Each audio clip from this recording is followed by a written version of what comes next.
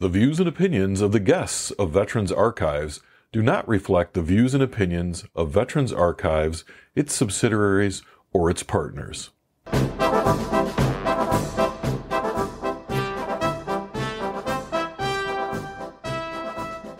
Hello and welcome to Veterans Archives. This is a podcast where you can learn about our military history in the words and voices of the men and women who lived and created it.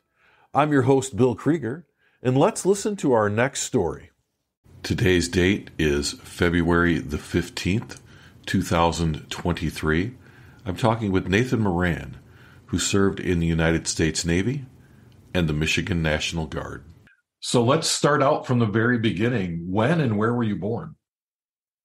I was born 24th November 1981 in Plainville, Michigan, in Pitt Hospital. My parents were Shelley Roberts and Thomas Moran. All right. And so have you grown up in Michigan your whole life?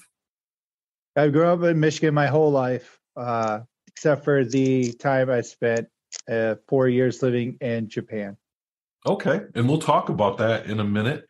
So let's talk a little bit about your family and about growing up. So can you kind of maybe talk a little bit about what your childhood was like? Did you have any brothers and sisters?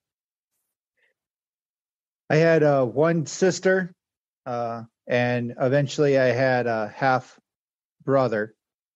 We grew up in kind of middle class until fourth grade. I ended up moving in with my dad, and it was a pretty rough childhood. Pretty rough family life. Okay. What are some of your memories about your father? He was always working and always trying to provide for me and made sure that we had everything that we needed. We didn't have extra, but we always had the necessities we needed. Okay. Well, that's really nice. What about your mom? What are some of your memories of your mom? She was always trying to help others and would always give the last that she had for anybody in need. Okay. And if we think about your parents, if you really kind of thought hard about it, like what's one of your favorite memories of your father?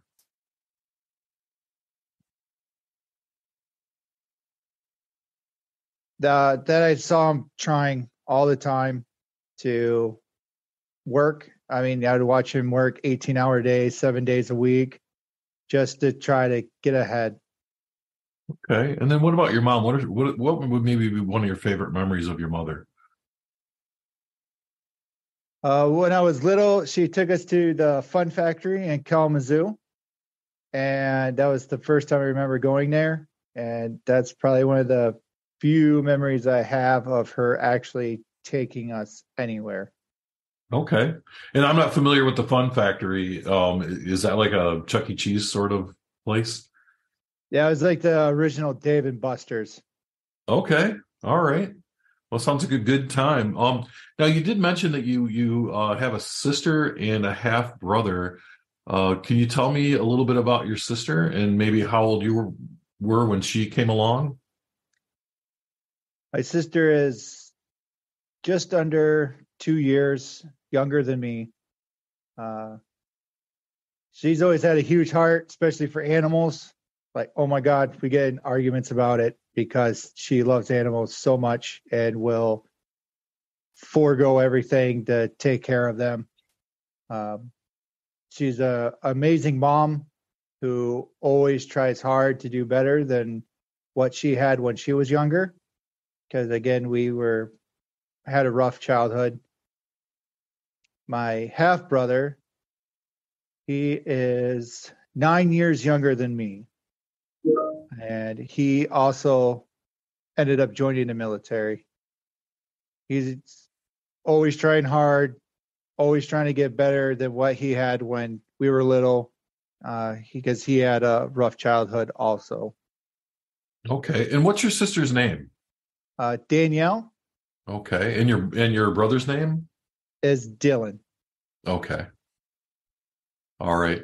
Growing up, do you remember like grade school? What kinds of things did you do as you were going through school? If I remember correctly, I attended 4 different schools by 4th grade. We were constantly moving. I think I lived in 7 different houses in 4 years until I moved in with my dad in 4th grade. And then that's when finally got stability, one house, one school. Okay. And what school did you go to? The one that I attended the longest was Plainwell. Okay.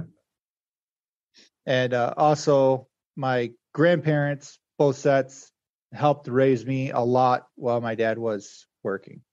All right. And how do you think that influenced your life? I think it really gave me a great foundation because it gave me the old school worth ethic. It gave me how a relationship is supposed to be, and also respect for your significant other and your elders. Okay. And then those are all good qualities. So as you're going through school, did you go to Plainwell High School then too? That's correct. All right. And what kinds of things did you do in high school for fun? I worked a lot.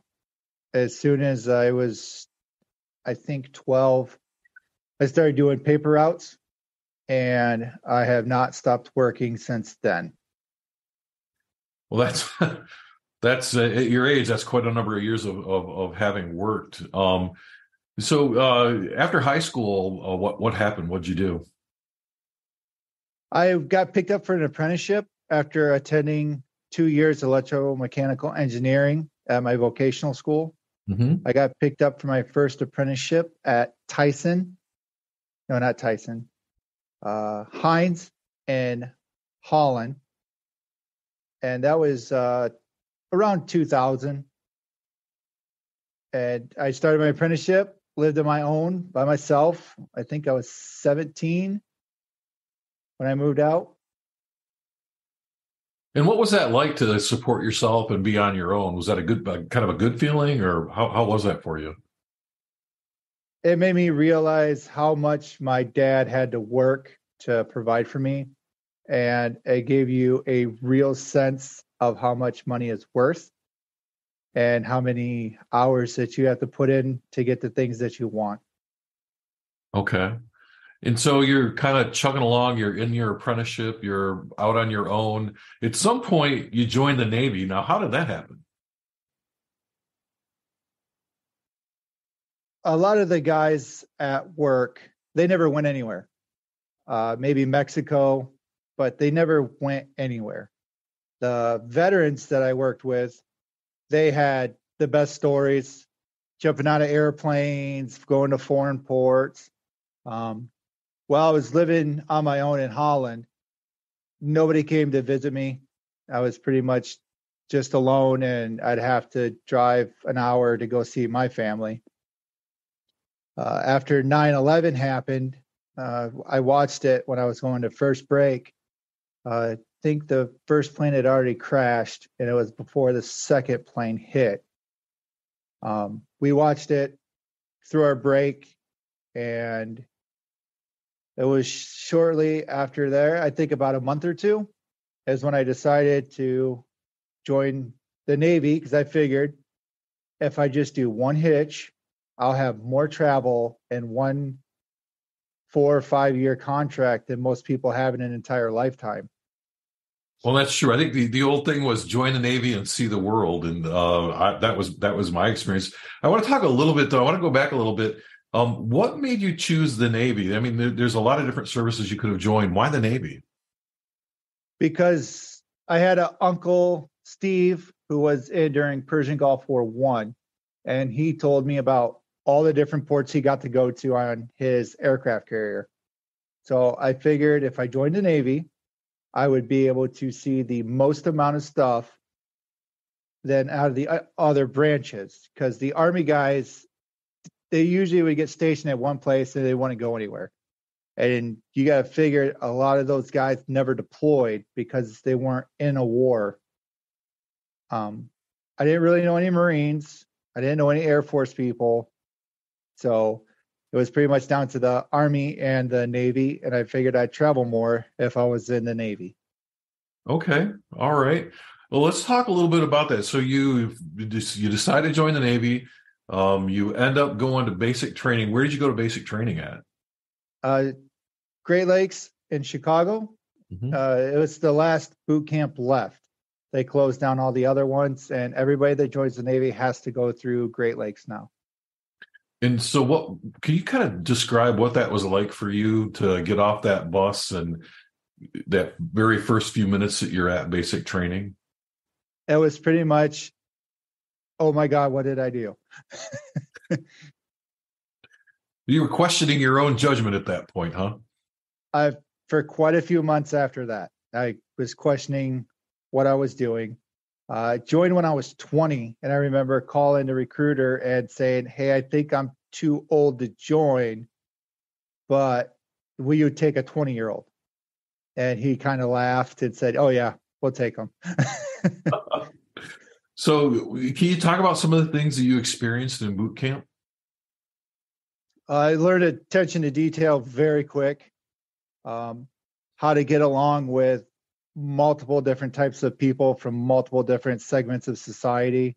Coming from a small town, you really didn't have the diversity as in a bigger city. But I get along with everybody, and I'm always trying to be friends with people. And I learned quickly that if you just do what you're told, they leave you alone, and you can just continue mission. Now, did you make any really good friends while you were in basic training? Not really that I can remember. I just remember being really hectic, and it was a big push after 9/11. So there was a lot of people coming in, a lot of people rotating out. I think we started out with 120, and by the time we graduated, I think it was less than 70. So a lot of people washed out or got retreaded. Oh yeah, and that Okay. doesn't even count the people that rotated into our division. Okay. Do you have one or two memories that just kind of stick out about basic training for you? Like when you think about basic training, this is what you think about. One guy really hated toenails, and apparently some people got together, collected a bunch of toenails and fingernails, and then made a nice little pile right on top of his clothes. And he completely lost it. Yeah, never show your weakness, right? Don't limp in the jungle. So you finish up basic training and you head off to school. So what job did you end up taking in the Navy? I ended up taking an electrician's mate because I was an electrician before, and I really liked doing electrical, and I wanted to ship, so that's why I picked that one. When I originally went to MEPS, they said they didn't have any electrician's mate jobs, so I said, okay, well, I'll just wait here. My recruiter came and said, you ready to go? You sign your paper? I said, nope. They said Navy's full. They don't have any jobs, and I'm just going to go home and be an electrician again. So he ended up buying them lunch, and they magically found an electrician's mate job.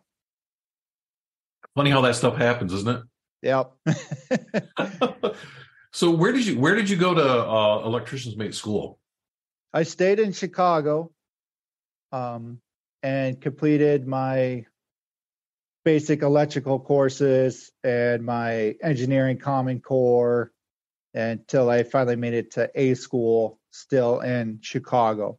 They put all the electricians and electrical jobs in the brand new barracks, 6301.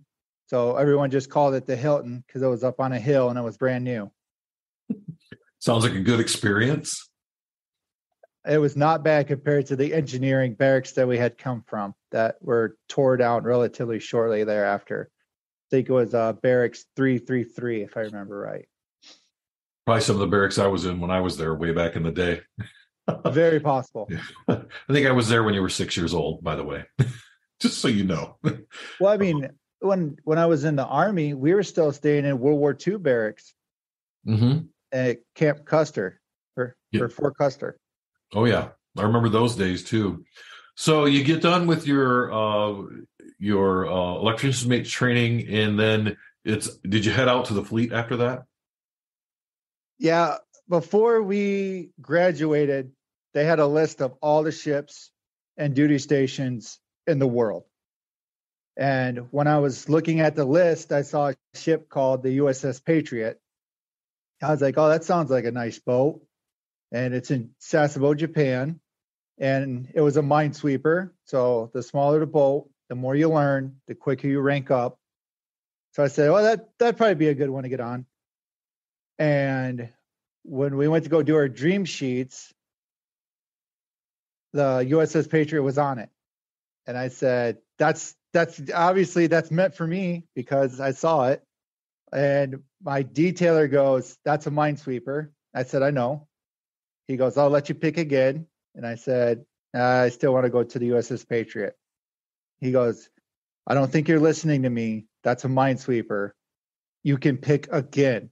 And I said, that's fate that one popped up. So I'm taking that one. He goes, okay, that's where you're going. You're going to the USS Patriot then. And so I'm assuming you went home on leave and then went off to Japan. How did that work once you left EM school? I'd been going home on weekends because I figured out if I took the Metro from Great Lakes to the Amtrak in Chicago, the Wolverine Express would drop me off in Kalamazoo. So when I had long weekends or no duty, I was going back home on the weekends. And my grandma or grandpa would pick me up. So I did 30 days leave before I went over. And I just tried to hang out with my grandparents a lot and try to spend as much time as I could with them because I knew that more than likely I wasn't going to come home for quite a while. Right. Right. Absolutely. Well, what was it like arriving in Japan? What was your first day there like? When I got there, I'd never really flown before. So flying to boot camp was my first time on an airplane. And that was pretty wild for me. For some reason, it seemed like it took 17 hours to get from Kalamazoo to Sasebo. And I just remember the airplane stewardess were so nice. And they were always trying to bring me food. But on those flights at that time, there was no movies or TV screens or cell phones. So it was pretty much just 17 hours sitting next to a older Japanese man who must have smoked 3 packs of cigarettes before he got on a plane and just ate about 4 pounds of Nicorette gum. Sounds like a really enjoyable flight, Nathan. I was like, this is awful. But it was because it really seemed like it was 17 hours to get there. And I'd never been that was the second time I've been on a plane. Mm-hmm. And I packed nothing because we were told don't bring anything with you. So I had no books, no anything, no movies, no music. It was just a very long flight. When I landed in Japan, I got picked up in Fukuoka at night, driven to my base, and I had found out that my ship wasn't there. It was in Tokyo for the annual training. And that would have been, I think, the beginning of November of 2002 is when I got there. It was before I turned 21. And when everyone found out what boat I was on, they just said, I'm sorry, and you're going to have a long time. How'd that make you feel? Uh, I was still full of everything. So I said, please don't say anything negative. I'm trying to have a positive outlook on this. And I know that I'm going to have quite a while on this boat. So I just would like to figure it out on my own. And I just want to be positive about it. Okay. Now, how long was it before your boat came back, or did you go to Tokyo to meet it? It was a couple weeks, I think, before they got there. They didn't know where to put me, so they put me on a berthing barge of the Fort McHenry or Harper's Ferry, and they found out that I wasn't a part of that crew. So after a couple days with no supervision, they made me leave, and then I went and moved into the barracks of the USS Patriot and the USS Guardian because the ships were considered not habitable to live on all the time, like the big ships. So we would have barracks rooms. Okay.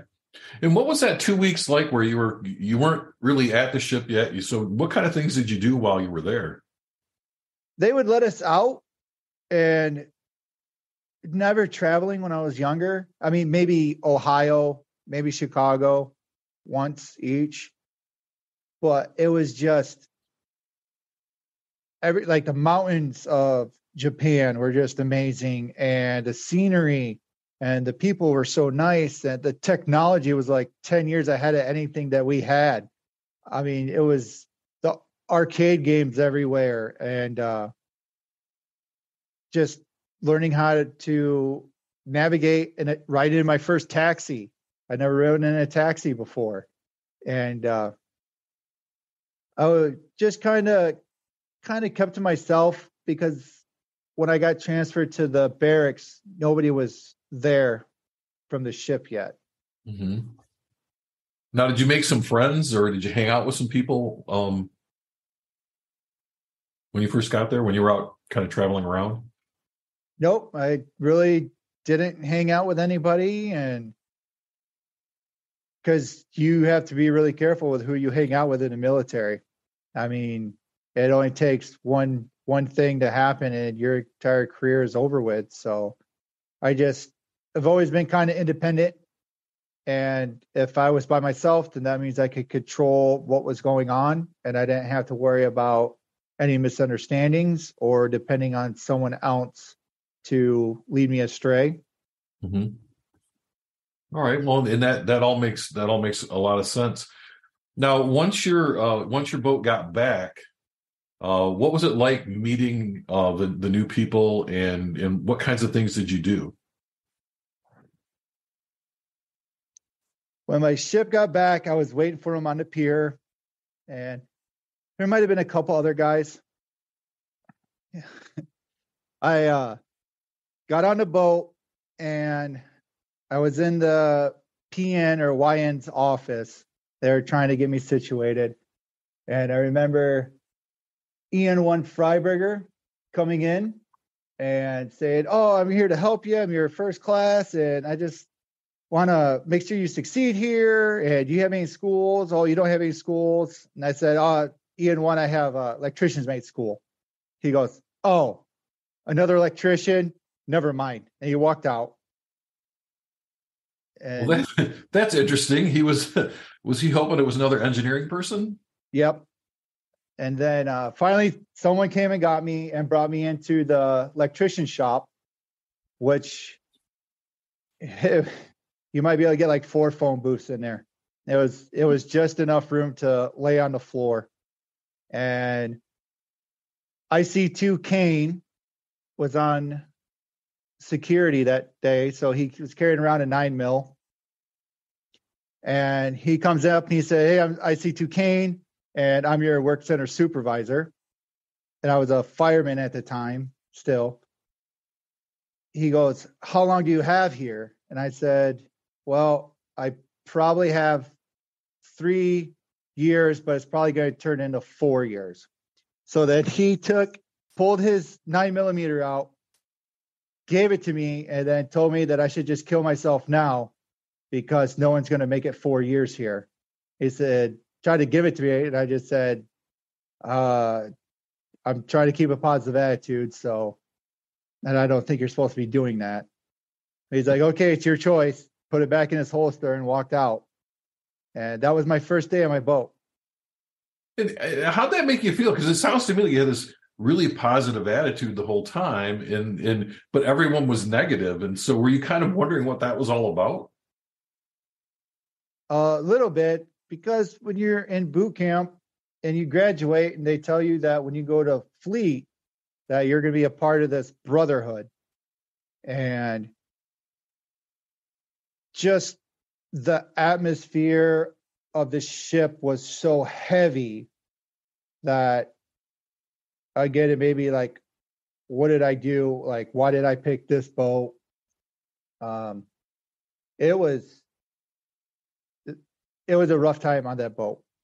It wasn't the crew, it was the leadership and the style boat we had. That's what made it hard. Well, what were some of your work duties? What kind of things did you do on the boat? I took care of all the shipboard electrical equipment, day-to-day operations with that, the galley equipment. I didn't have the school, but all the electricians are minesweepers. So I had to work on the minesweeping details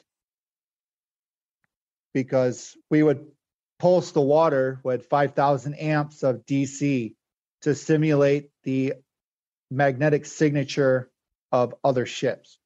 And also we were able to replicate the acoustic signature of any ship in the fleet. I also had to be on the bridge for helm, for driving the boat. And I also had to do bow thruster. We were very small. It was about 80 guys, give or take one or two at any time on that boat. So I had the hot rack when I first got there. And the guy I had the hot rack with had like really large like canines. So he would drool in his sleep and just have like white drool coming down his face. So I just slept in the electrical shop until I got my own rack. Yeah, I could only imagine that. So, you spent the whole 4 years there though, right? You actually did 4 years in Japan on that particular boat? I did. I did about a year with school, with boot camp and everything. And then I spent 4 years on board that ship.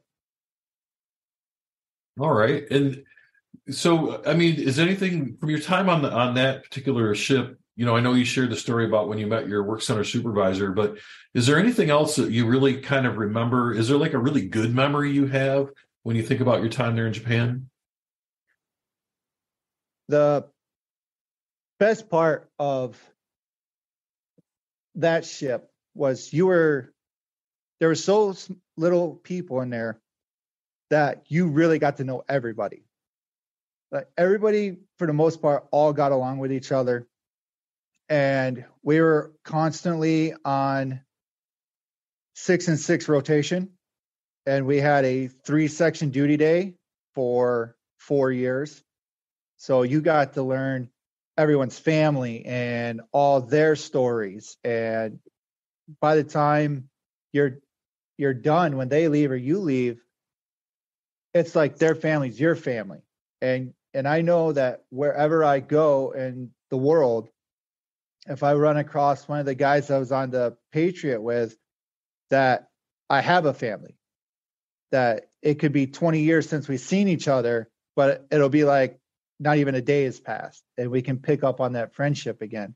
I still talk to more people from the Navy than I do the Army, just because that ship was so hard and the schedule was so awful that we have a mutual suffering that we all went through together.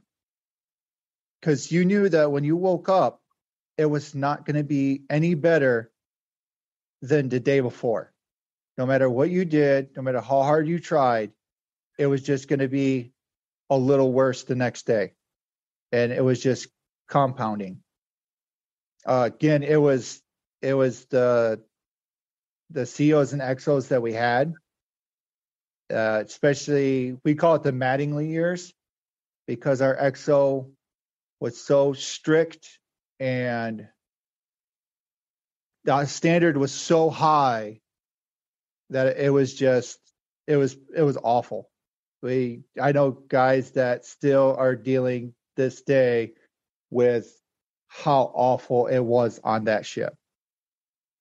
And I mean, it's 20 years later and I'm still getting phone calls about guys that want to talk about what happened on that boat because it was so awful. Now, it's interesting, though, if we think about it, that when you got there and your work center supervisor hands you the gun and says you might as well just shoot yourself now, and you were kind of questioning where that brotherhood was, it sounds like you kind of found that brotherhood even through all the difficulty of being on the boat. Did you feel like that sort of part of the deal came through, like you had these brothers now and these families now that you didn't have before? It did over time, because you have to pay your dues and people have to learn about you and where you came up, and you can change how things are. So the young kids that came in after I got there, I really tried hard to help them out. And if they didn't have a Liberty buddy, I would make sure to, as long as I knew they were good people, I would take them out. Or we had a guy who was on restriction and I would take him out because I could make sure that he wouldn't get in trouble, but he could at least get off the boat for a little while.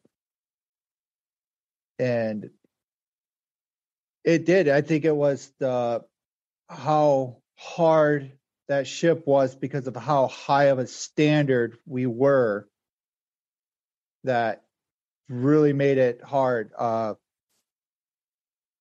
We ran aground on that boat. We were in dry dock 2 different times. I think we had 2 or 3 Pentagon inspections, 3 Testa cycles. I had 5 captains in 4 years. Now, did you ever go out and do like actual minesweep type work? No, it was always training. We had to be on standby 24 hours a day because the waters of North Korea are so heavily mined. And we're still considered forward deployed. So we're on a forward deployed schedule. So we were able to go and minesweep with the Japanese Navy, the Korean Navy. I think we did the Thai Navy one time. British, I think we went with the British once for the 50th anniversaries of the armistice. Mm-hmm. We went to Incheon for one, and we went to Busan for the other. Now, did you get to meet or do things with your counterparts from the different navies? Not too much, because again, the boats were so small. There was a couple times that we went out and we ran into the CO, the XO, the first lieutenant, the Marine Sergeant Major of the flagship Bungo, and we partied with them for a while. And when I got back to the boat and my engineering officer found out who I was with, banned us from hanging out with any other Japanese officers. Oh, that's pretty harsh. Well, I think the CO was trying to get my buddy to marry his daughter right there and then. And yeah, we just weren't allowed to hang out with officers from foreign militaries anymore after that. Oh, well, okay. Understandable. So you did your time in Japan. When it was time to rotate out, were you getting out of the Navy then? Yes, I was getting out because we'd have guys who would come to the boat and they would say their ship was worse. And I just couldn't fathom being on a worse boat than that. Like I couldn't understand how it was possible. I'd already made E5 and I was getting ready to take my E6 exam. I was always in the top 10 percentile for my test. When I made E5, I was in the top 99 percentile. I had all the big billet PQSs, engineering duty officer. I mean, I volunteered for everything, ship store, all the Comrail projects, working at orphanages, and I was so burned out. We lost a lot of good guys on that boat because they were so burned out and so jaded by how everything was. However, when I got out, it was in '07, and I started working construction as an electrician again. And that was not the time to be working construction. Well, that's true. Let me ask you this question, though. What was it like transitioning from being in the Navy and kind of being in that environment to coming back and working in the civilian world? How was that for you? It was rough. We've been pushed for so hard for the past 5 years to attention to detail, number one in everything. And then you come back to the civilian world and the motivation isn't there for most people. I was a pretty angry individual. That was for sure. I think there's two types of PTSD. There's combat related PTSD and I guess mental PTSD from strenuous things you had been through. And I think that I had a lot of PTSD from the boat. And a lot of guys that I talked to after we got out, they have the same. And it was just angry for giving all that time, not being deployed overseas because our ship was so small it couldn't deploy overseas. Just every day was horrible. And I think I had a lot of anger and I didn't know how to deal with it.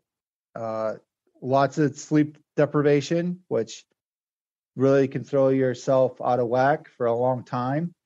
And then trying to raise a family in the '08 when everything crashed.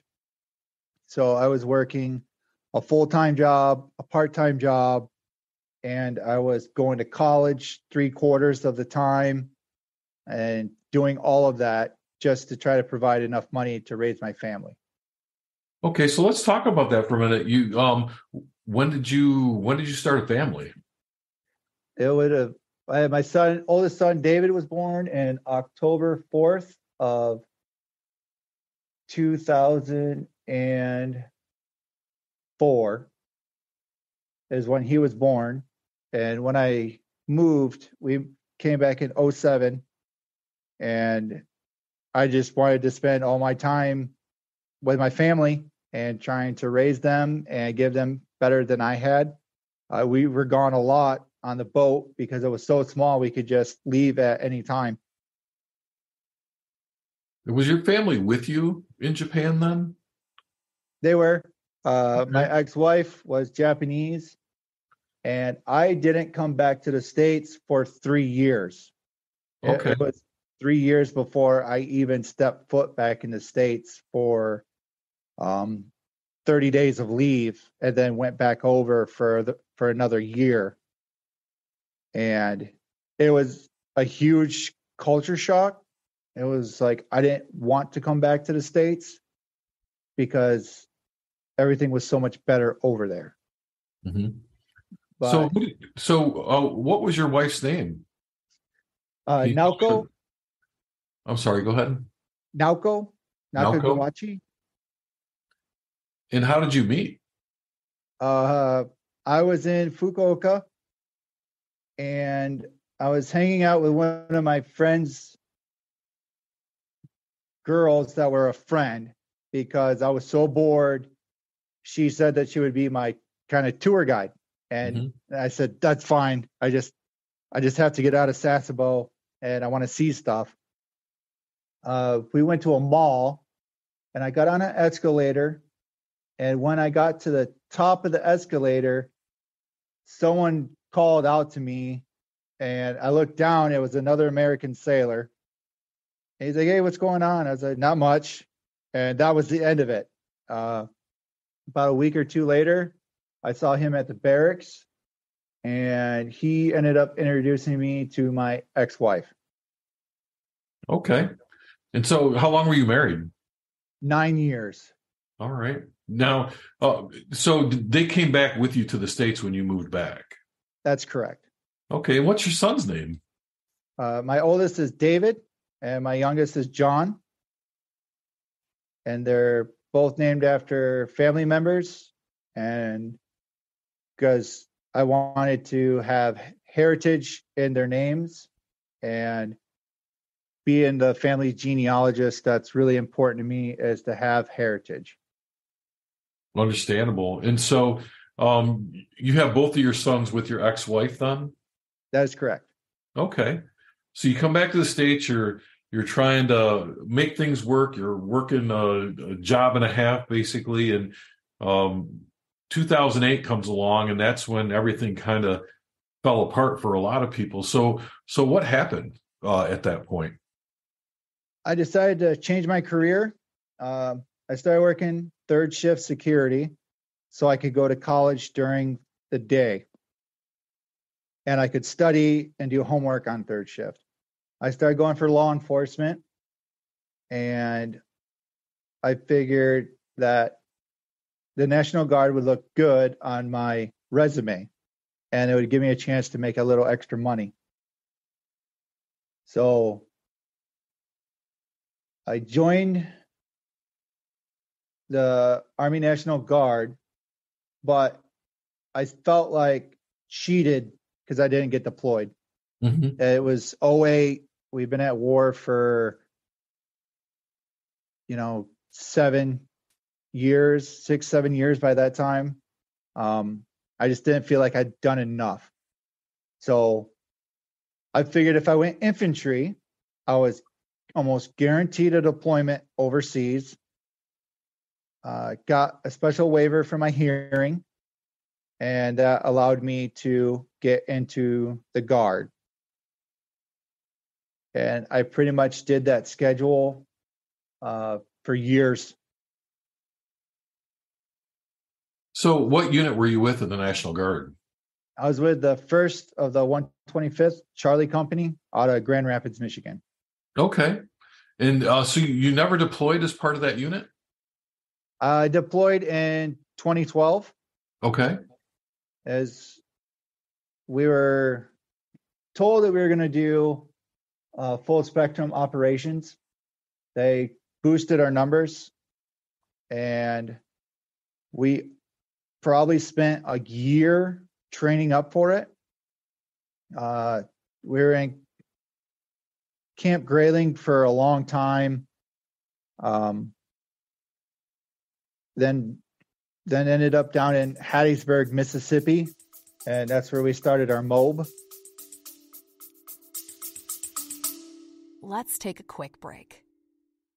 Veterans Archives is a 501c3 nonprofit organization, and we rely on donations from our listeners.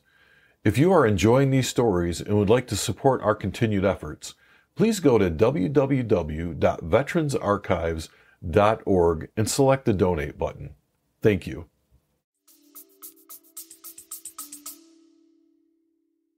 Very familiar with Hattiesburg. That's Camp Shelby, right? That's correct.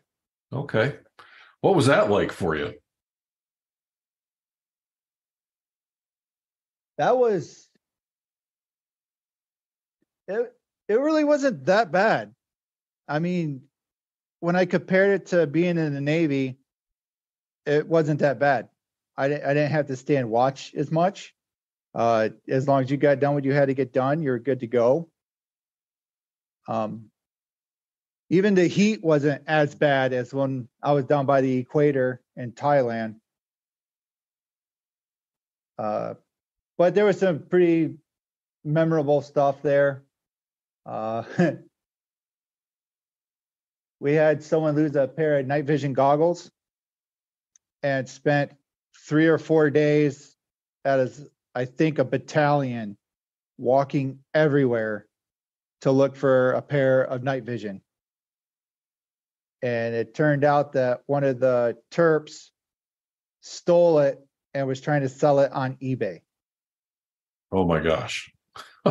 That's not good. Nope. We ended up going to NTC in California, Fort Irwin. Mm-hmm. And I believe they said it was the worst dust storm in 100 years. And we were stuck out there trying to keep this giant circus tent from blowing down. And it really wasn't that bad. The showers were awful because California is energy conscious.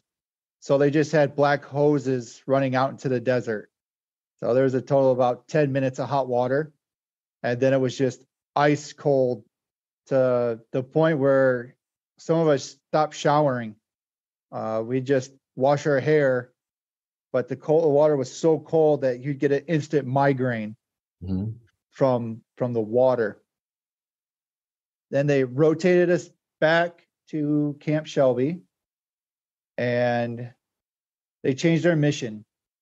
So they pretty much divided our company and battalion in half.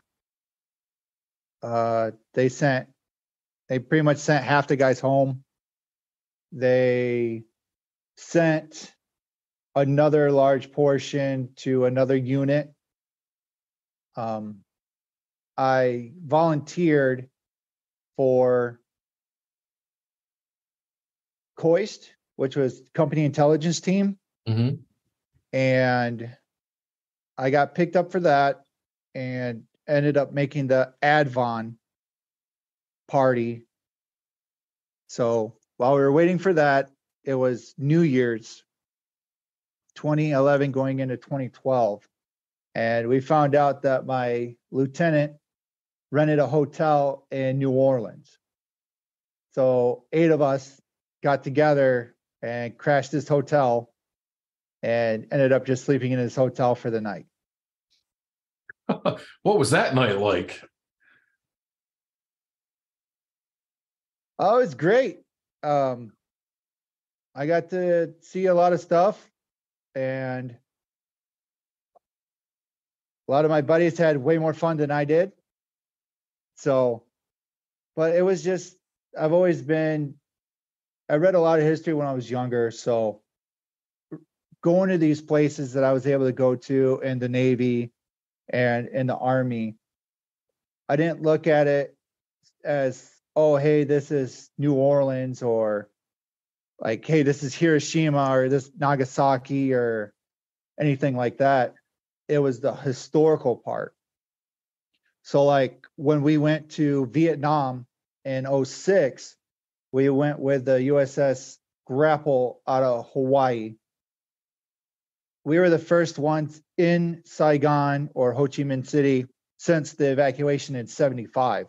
So that was like a huge deal for me because I had a lot of my dad's friends that were Vietnam vets, and I knew Vietnam vets. And it was just, how lucky am I to be here? I got to go to Nagasaki, Hiroshima, and visit those places. And I think 2005, we got selected to go to Vladivostok, Russia. And I remember the end of the Cold War. So when we went to the orphanage, I found a girl who was about my age. She wasn't an orphan, but her mother worked at the orphanage. So it was just great to sit down and talk with someone my age about the the Cold War. I mean, how lucky was I to be able to go and get selected to go to that? Because nowadays, especially right now, you're not you're not going to Russia. You know, you probably aren't going to Vietnam. There's a lot of places that you can't go to now because of how things are. So I was very fortunate, and that's the part of the Navy I loved was going to a new place all the time. I mean, all over Korea. My grandfather served in the 7th Infantry Division during the Korean War as a recon scout. I got to go to the War Memorial in Seoul and get him, take pictures for him, and get him things that were celebrating what he did for the South Korean people and bringing them back to him. That's how I got my Korean Defense Service Medal, as for how much time we spent in Korea. And that was just a great feeling to come home and give him that and just tell him that I am the way I am because of him. All the social clubs he joined, I joined. He was an electrician, I was an electrician. He was in the infantry, and I was in the infantry. So I was lucky for that.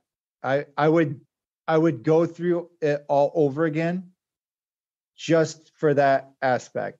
But I try to tell people it's not easy, you know. I mean, you know that yourself. Right. There's some really trying times, and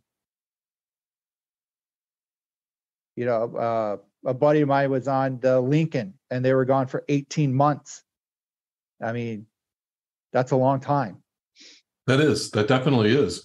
Well, and speaking of being gone for a long time, so if we go kind of back to where we left the story, you crashed this party in New Orleans prior to deployment. So you're at Hattiesburg at Camp Shelby.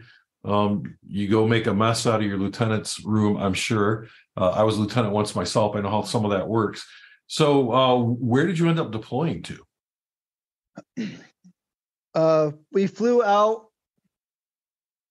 landed in Bangor, Maine.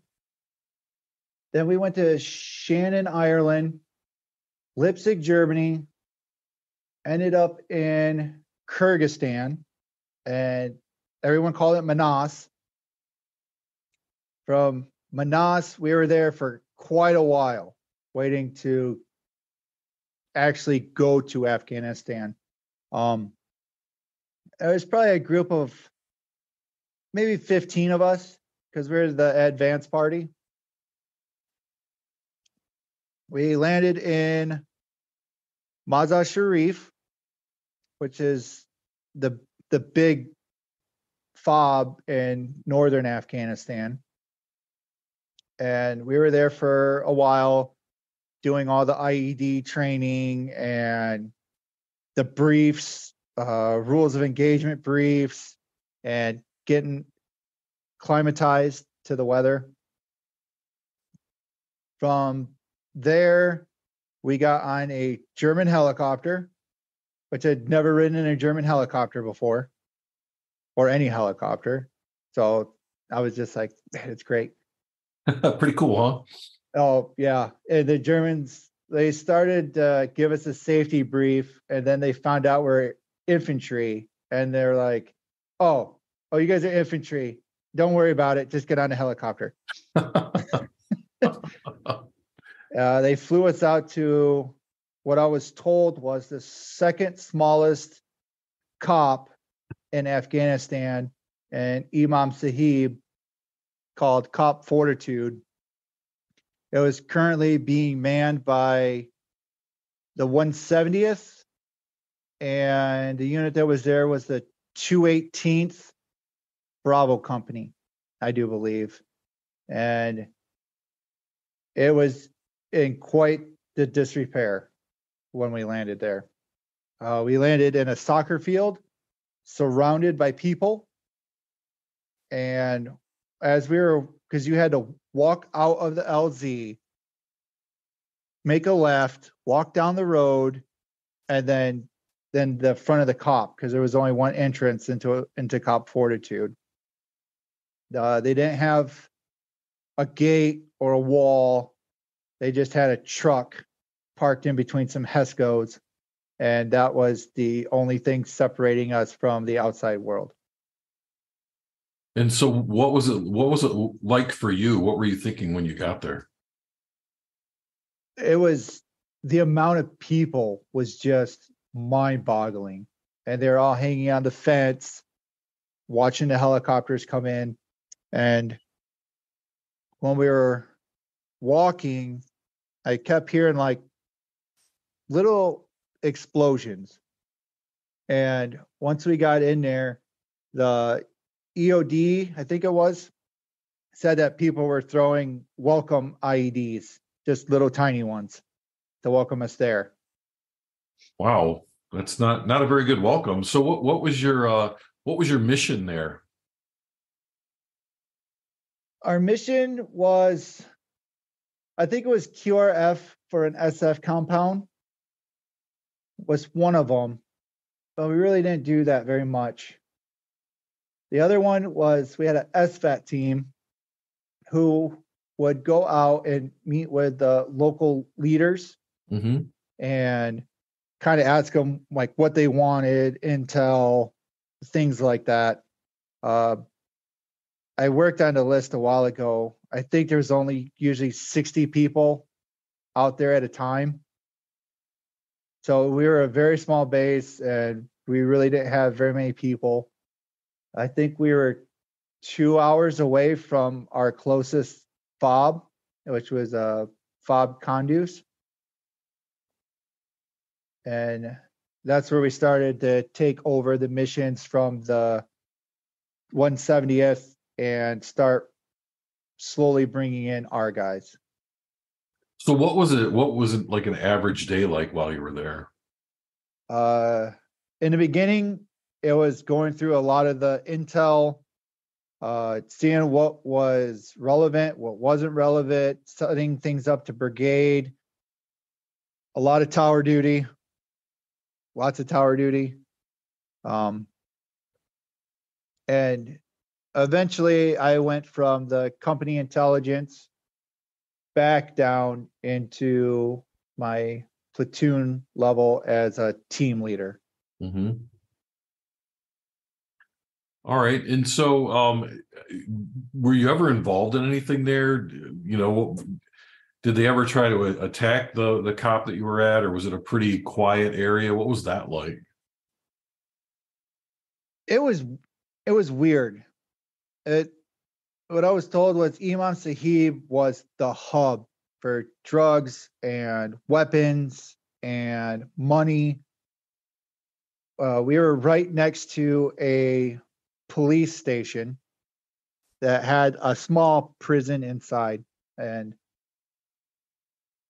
we were there for a while, just running missions. I think the Archie was the name of the city where they were doing a lot of work at the time. And it was when the guy burned the Quran. And you could see where they were attacking, and it was slowly coming up towards our COP. And one of the Terps said that, hey, they're gonna come protest, but don't worry about it, it'll be okay. Then a few days later, he's like, hey, they're coming and they're pretty mad. And the day before, he goes, I'm getting out of here. These guys are gonna do something. So we did the best we could and tried to improve the defensive positions we had. That morning, I was on the front gate with a couple other guys, and we heard a protest down the road. And that morning, some truck dumped an entire load of bricks right in front of our cop, like across the street. And we called it up because it looked weird, but you couldn't see any other compound. So we thought maybe they're doing construction.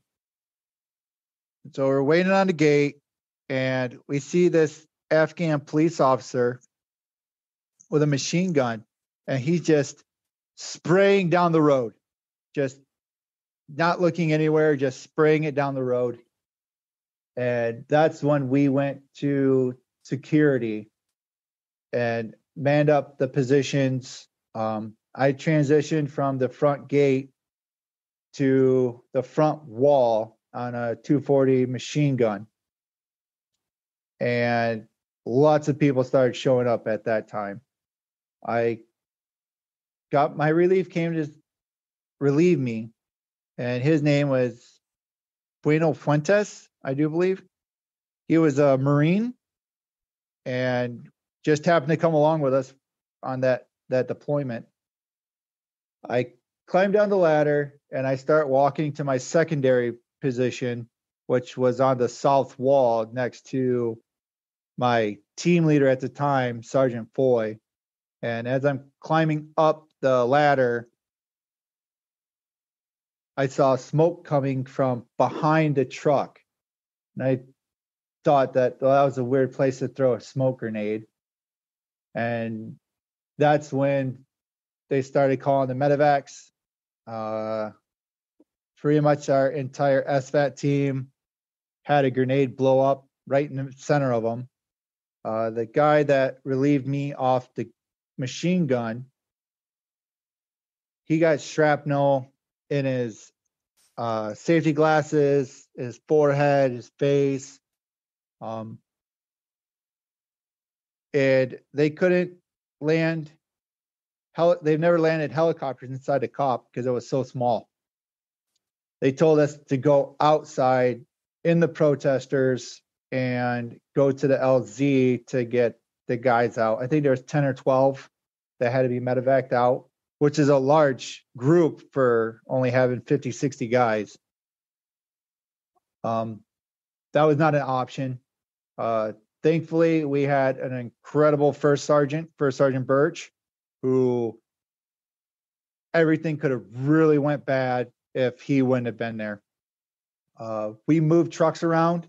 We had just enough area to, when the Blackhawks were coming in, they were just clearing the cement barriers and the HESCOs, but nothing was secured. So as they're landing, entire pieces of plywood are flying around in the air, and there's probably only 20 feet on either side of the rotor blades. And then as they're going to leave, they're just barely clearing the other cement walls. And they did that. I think they must have did that like 5-6 times. And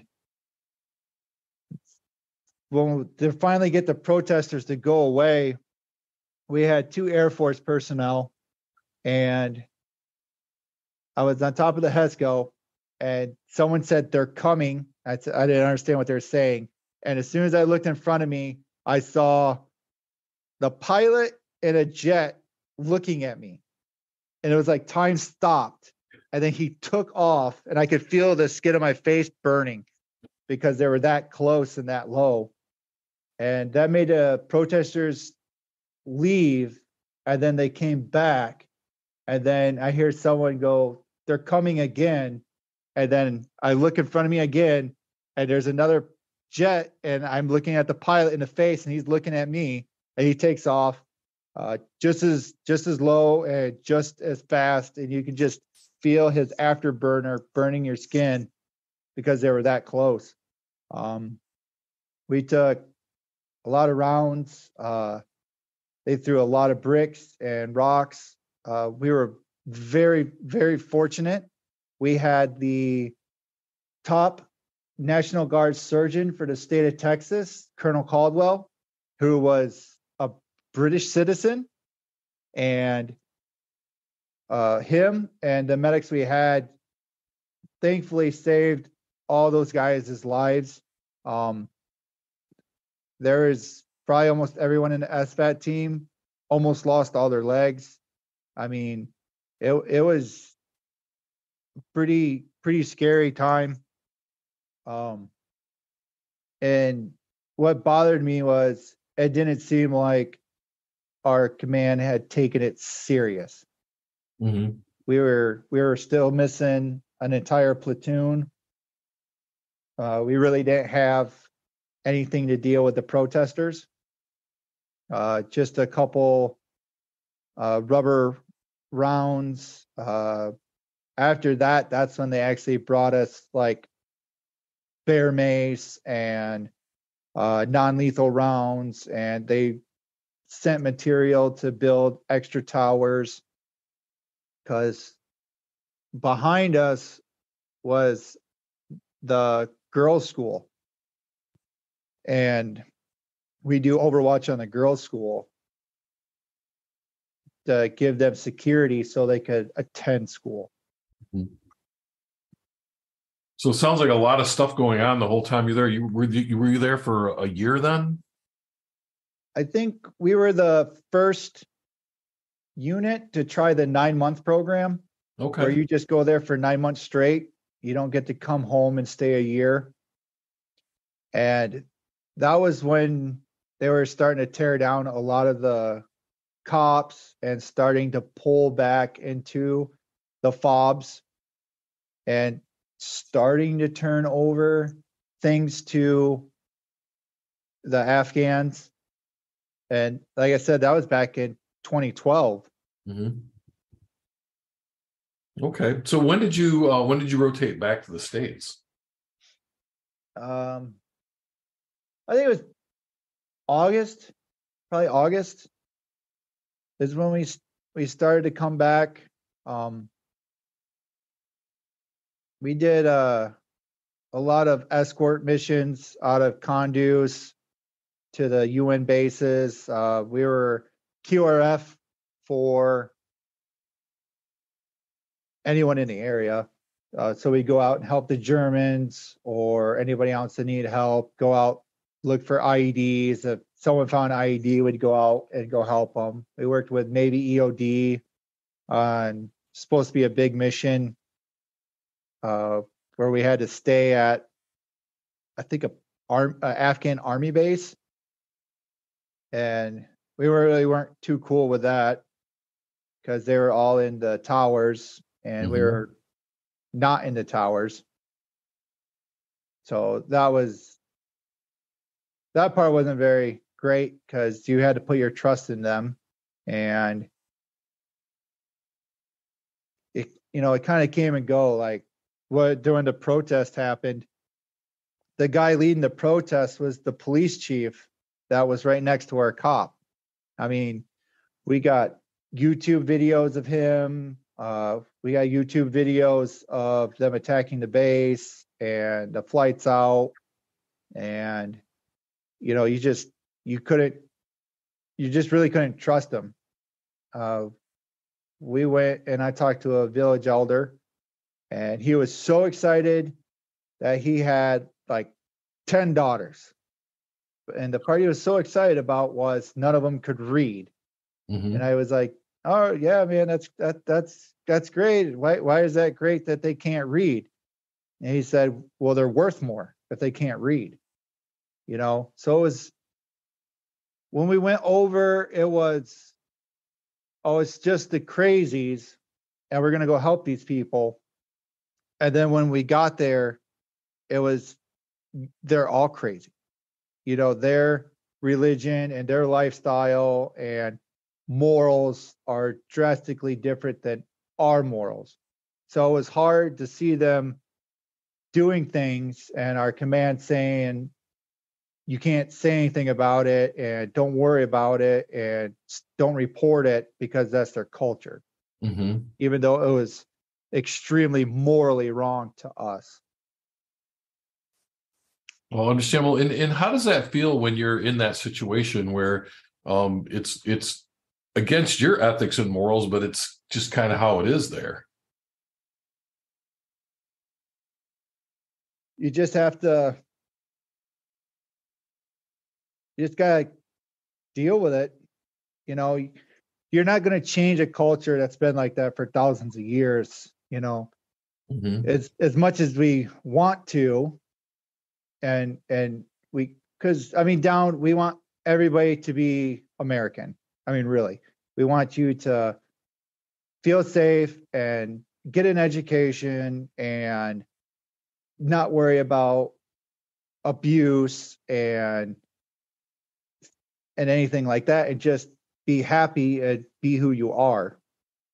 And when you're over there, it's just the exact opposite. We had to go to the police station next door, and there was a guy in there and his son. And we're like, well, what's this guy in here for? And they said that he murdered and tortured his wife because she was old and he wanted a younger wife, and he has to pay $100 fine to get out of jail. Like, it's hard to come home and tell people like this stuff really happens, and they don't believe you because nothing like that goes on here. You know, it's not acceptable for that to go on here. Right. I mean, all of it, the pedophilia that goes on over there that we were told to look away, the torturing animals in front of us, we were told just don't worry about it because that's their culture, and they knew that we like animals, so they would do it. I mean, I'd see kids almost slit other kids' throats over a piece of candy. You know, it's the poverty is that bad, and the morals they have are just that awful. You're not going to change a culture like that in 20 years. Right. Let alone in 9 months. Right. Right. But you want to go there because we were raised on the World War II heroes, and we were raised on the heroics of Korea, and our GI Joes and our army guys, like especially someone my age, those were the Vietnam guys. And then we had Persian Gulf, where it was over and done with in a short time, but they had trading cards and, you know, all kinds of stuff like that. And we grew up like that. So we wanted to help and everything like that, but I just don't think that it was ever going to be possible in Afghanistan. Right. And so you were there, you completed your tour, and you came home. What was coming home like for you? I didn't think I was coming home. My ex-wife said that she hoped that I didn't come home 3 times on 3 separate occasions. So I thought I was cursed and I was not coming home. So I would go over there and I would do every mission I could possibly get on. I would, anything that my officers wanted to do or my senior leadership wanted me to do, I'd volunteer for it. I just didn't think I was coming home, because no one who is supposed to care about you that much should ever say that to you, especially after how hard I was working and how hard I was trying. So my family was gone when I got home, but my grandfather was the one that picked me up at the armory. And that meant so much to me because my grandpa was my hero and I wanted to be like him. He took me back to the family farm, and I remembered I took my combat infantry badge off and I said, "Grandpa, I want you to have this. Like, you're my hero and I want you to have it." So he goes, "I'll be right back." He goes in his room and he comes out and he gives me his CIB from the Korean War. And now I have both of them in my cabinet next to each other. Must have been an amazing feeling. It was. I was lucky enough to know how lucky I was to have my grandparents for as long as I did. Mm-hmm. So I took all his Kodachrome slides from the war that he had left over. I had them all put on digital. And one night my grandma was gone to Indiana to go see my cousin. So I came over to check on my grandpa, and I said, "Hey, Grandpa, I want you to tell me some stories about the war." And he goes, "Oh, I don't have any stories." I said, "You don't got to tell me those stories." I was like, we were both infantry. We both have our combat infantry badges. I want you to tell me the funny stories." And he sat down and talked to me for like 2 or 3 hours of all the funny stories that he could remember. I went through the photos. I said, "Tell me everything you know about this photo. And if you don't know anything, then we'll just, I'll just put you don't remember anything." So I was able to sit down with him and actually write down places and names and things that happened with him while he was still here. In 2018, we went on the Talons Out honor flight together. And I was able to escort him and 2 of his first cousins actually happened to be on the flight too to Washington, D.C. And I got to go to the Korean War Memorial with my grandpa. And I got to take a picture of him and his 2 first cousins in front of the Lincoln Memorial, and all 3 of them sitting in their wheelchair. I would have to say it wasn't more than 18 months later, all 3 of them were gone. But I recognized at an early age to listen to the old timers and write down stories and really appreciate while they're here. I mean, me and you're a little older than me, but we've seen the last World War I veteran. We're going to see the last World War II veteran. We're probably going to see the last Korea veteran. It's a good possibility we're going to see the last Vietnam veteran. And we have to tell them, like, thank you for setting the standard for the rest of us that came after you. Yeah, absolutely. So while we're talking about this, you didn't have the advantage to sit down with your grandfather and do what we're doing today. Can you remember, like, maybe just one of the stories he told you so we could preserve it here as well?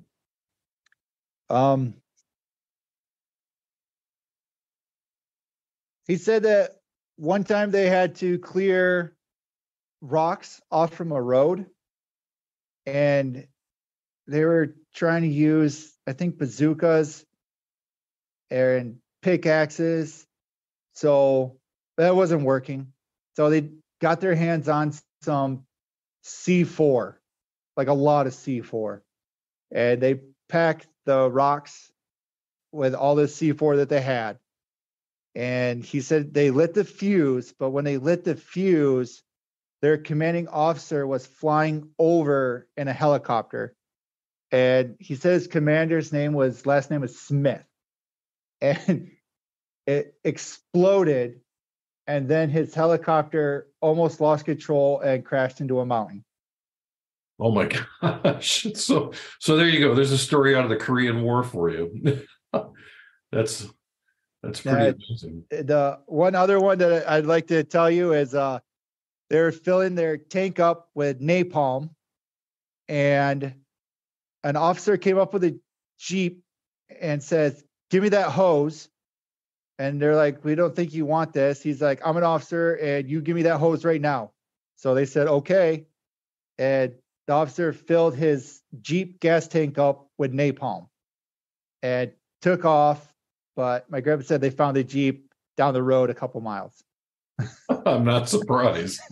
I am not surprised. So are you still in the National Guard, still serving in the National Guard?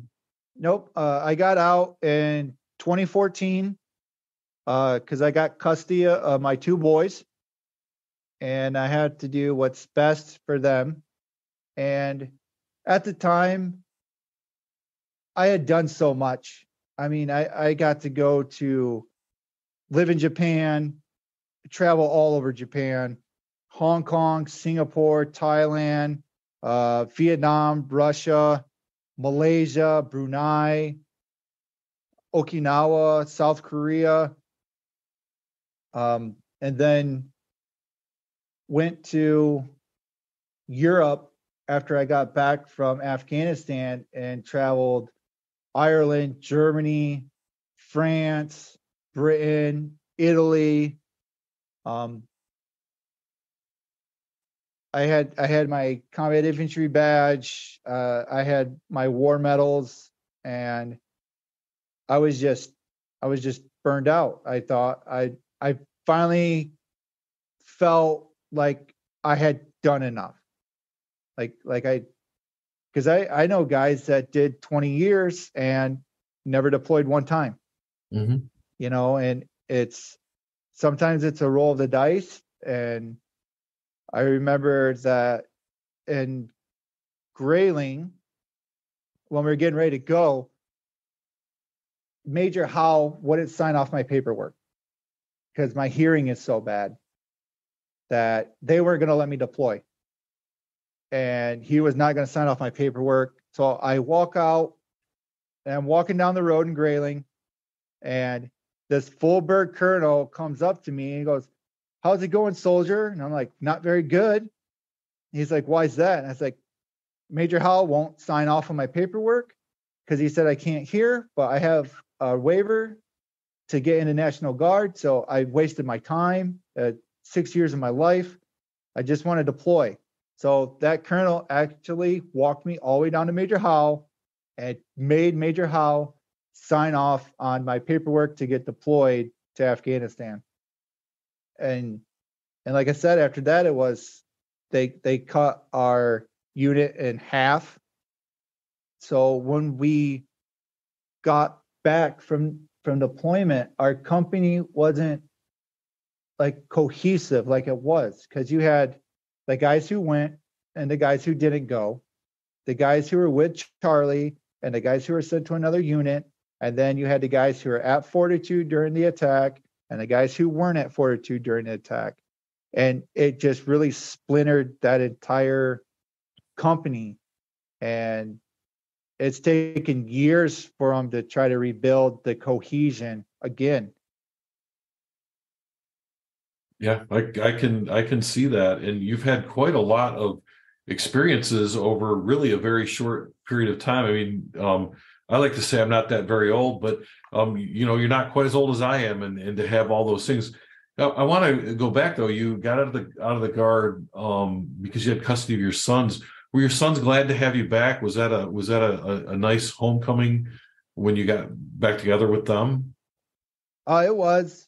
I think my youngest was 2 at the time when I got custody of him. And I just dedicated everything to giving them everything I didn't have, the same as my sister and my brother have done for their family. I seriously started out with zero money, zero retirement when I got divorced. And I would work all the overtime I could, made the right decisions, made sacrifices in my life to make sure that I achieved and was able to give them the things that I didn't have. Well, very good. And so now you are still continuing to serve veterans. It's 2023, so we can't talk about you in retirement yet because you're still a young man. But what are you doing now as part of your service? When I got home from the Navy, I had my medal to join the VFW, and I really wasn't treated very well. The World War II, Korea, and Vietnam guys, they just, they didn't care. I hadn't actually gone into combat, and that bothered me for quite a while. But then a few years ago, I was sitting down at one of the posts, and one of the family members came in and said, I want to join. My dad was in World War II, and they said, well, do you have this paper? And she goes, no, the DD-214. And they said, well, you can't join then.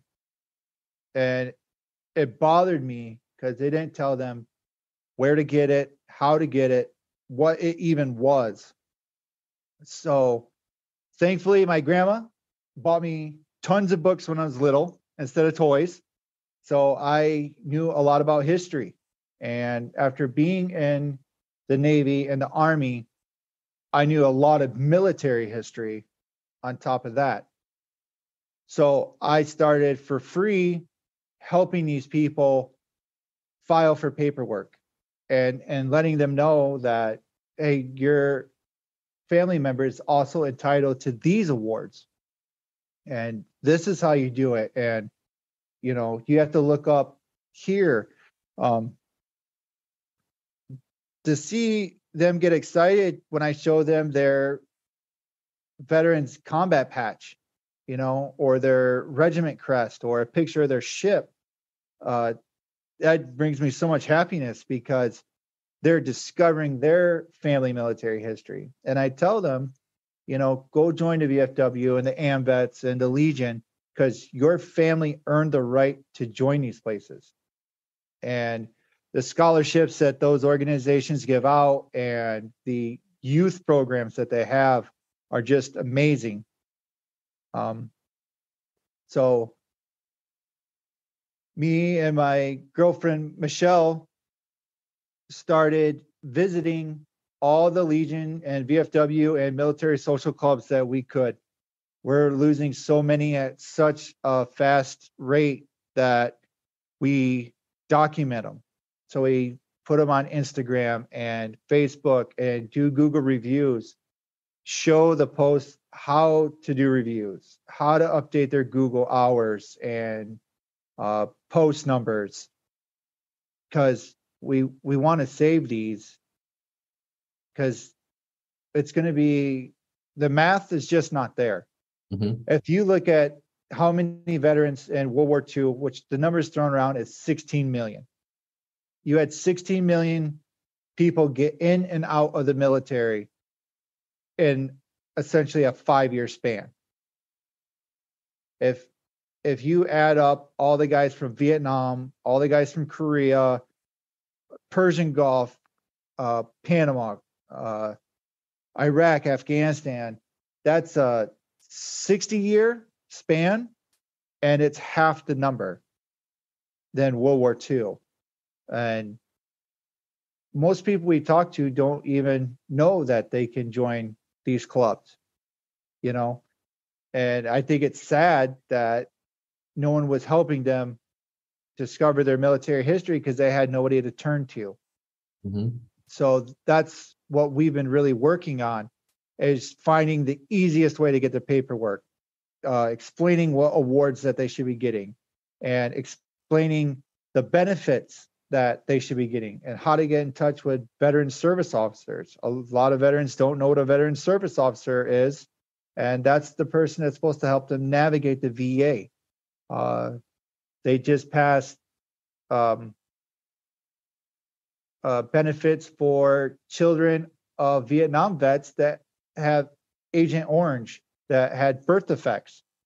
They're entitled to those benefits. The PACT Act that just started, 2 of the places I was on are on there, but it's also covering, I think, people from that were stationed on Guam, Vietnam, you know, and no one knows that these benefits exist for them. And I mean, I haven't even scratched the surface of the benefits that veterans can get, but they don't know.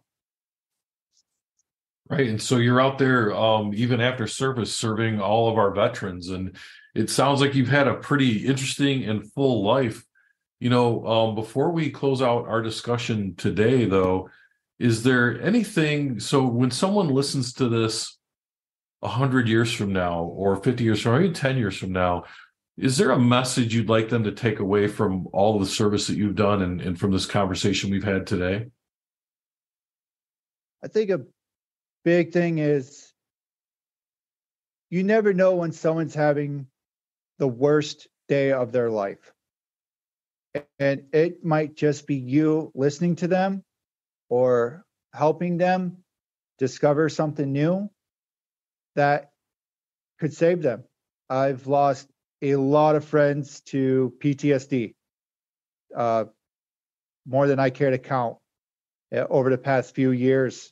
And sometimes you're the only one that's keeping them on that day from doing something irreversible.